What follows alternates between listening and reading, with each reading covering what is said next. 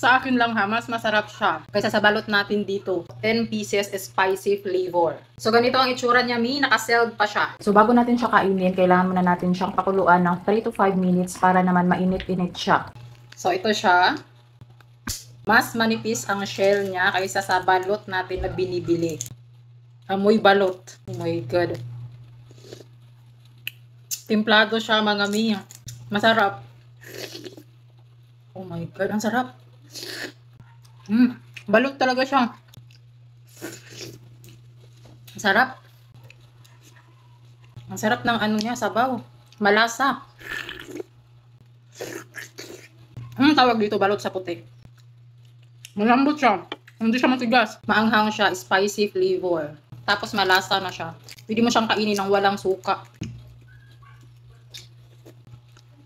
Grabe guys, walang tapon. Medyo maliit lang siya sa balot na nakasanayan natin dito. Pero masarap siya talaga. O sa mga balot lovers dyan, subukan nyo to. Masarap talaga. O diba sa sobrang sarap, naubos ko ang 5 pieces. Subukan nyo na din to. Dali, check out nyo na yan.